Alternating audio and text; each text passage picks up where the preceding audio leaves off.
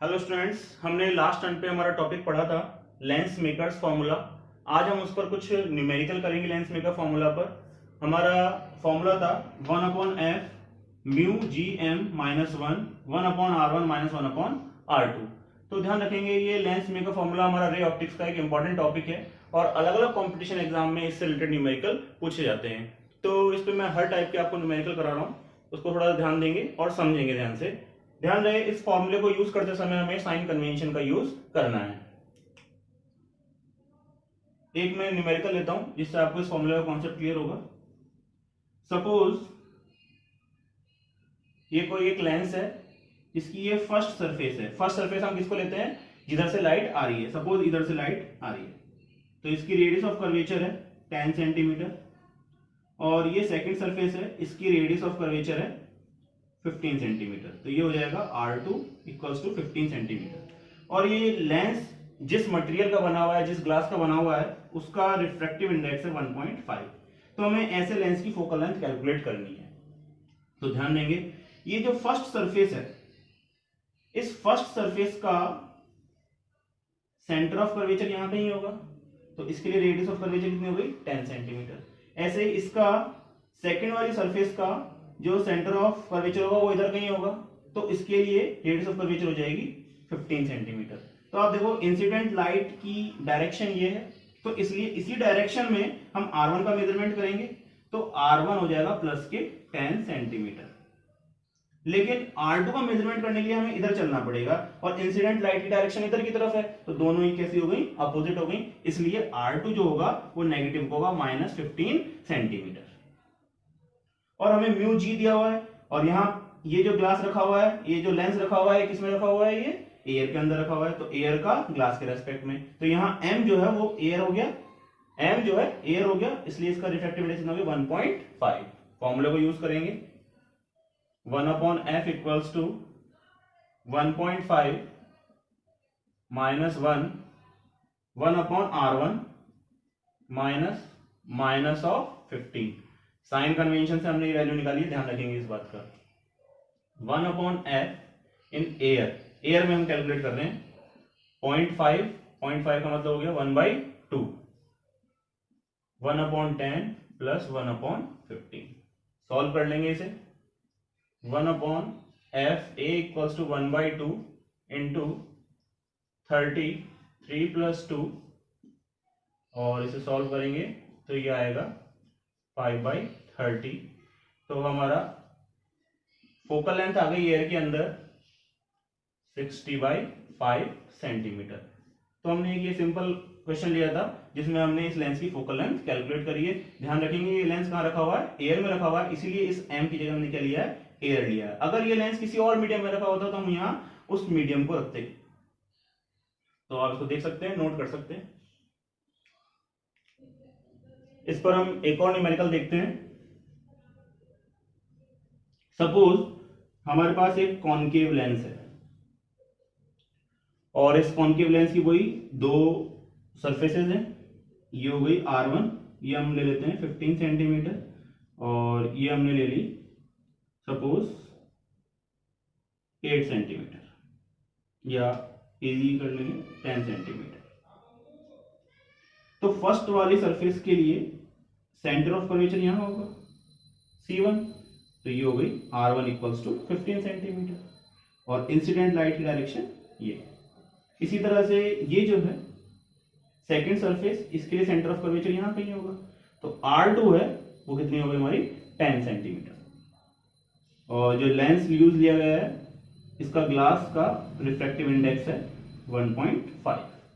तो पहले एक बार आप पॉज करके इसे आप लोग भी ट्राई कर सकते हैं। आगे देखेंगे 1/f equals to mu G M. Mu G M का मतलब क्या हो गया? एयर के रेस्पेक्ट में ग्लास, ये लेंस कहाँ रखा है हमारा? एयर में रखा है, तो mu A ji 1.5 minus 1/r1। अब यहां से हम चलेंगे, इधर की साइड से हम चलेंगे, इधर की तरफ हमें चल के मेजर करना पड़ेगा R1 और इंसिडेंट लाइट की डायरेक्शन ये है, तो R1 कैसा होगा? नेगेटिव होगा 1/-15। लेकिन अगर आप R2 को देखो तो R2 का मेजरमेंट करने के लिए हमें इधर से चलना पड़ेगा। जब हमें इधर से चलना पड़ेगा और लाइट की डायरेक्शन भी है तो R2 कैसा होगा, पॉजिटिव होगा। तो 1/f इक्वल्स टू 0.5 1/15 1/10। सॉल्व कर लेंगे इसे। 1/f इक्वल्स टू 1/2, माइनस को कॉमन ले लेते हैं, 0.5 को लिख दिया 1/2 और माइनस कॉमन ले लिया, 1/15 प्लस 1/10। सॉल्व करेंगे तो वापस वही आंसर आ जाएगा जो अभी हमने पहले वाले न्यूमेरिकल में निकाला था, लेकिन अब की बार किसमें आएगा, माइनस में आएगा। तो यहां ध्यान रखेंगे कि एक कॉनकेव लेंस के लिए फोकल लेंथ कैसी होती है, नेगेटिव होती है, जबकि एक कॉन्वेक्स लेंस के लिए फोकल लेंथ कैसी होती है, पॉजिटिव होती है। तो इसे नोट करेंगे।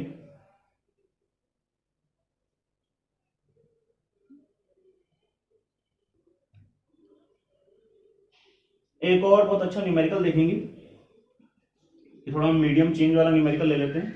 सपोज एक लेंस है, इस लेंस का एयर के अंदर फोकल लेंथ हमें दिया हुआ है, सपोज 20 सेंटीमीटर में दिया हुआ है। ध्यान रखेंगे कहां पर कैलकुलेट की गई है फोकल लेंथ, एयर में। जब लेंस कहां रखा था, एयर में रखा था। अगर हम इस लेंस को वाटर के अंदर रख दें तो इसकी फोकल लेंथ क्या होगी, यानी हमें क्या फाइंड करना है, focal length in water find करना है। और इस वाटर का रिफ्रैक्टिव इंडेक्स हमें गिवन है 4/3। तो इस तरह के क्वेश्चन को कैसे प्रोसीड करेंगे, हमें पता है 1/f(w) फॉर्मूला यूज करेंगे, हो जाएगा म्यू जी, लेकिन अब मीडियम कौन सा हमारा, वाटर है, तो यहां क्या आ जाएगा, w minus 1/r1 minus 1/r2। 1/f(w) equals to, इसका जो वैल्यू है वो हो जाएगा mu G upon mu w minus 1, ये मैं आपको पहले बता चुका हूं, 1/r1 minus 1/r। Value put करेंगे, म्यू जी हमें गिवन है, म्यू जी इसका कितना है, वही पुराना वाला है, म्यू जी 3/2। तो मैं यहां वैल्यू पुट करूंगा 3/2 upon 4/3 minus 1/r1 minus 1/r।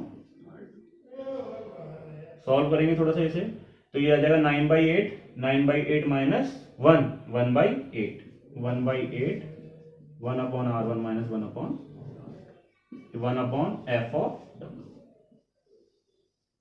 अब हमें यहाँ किसकी वैल्यू पुट करनी है, 1/r1 माइनस 1/r2।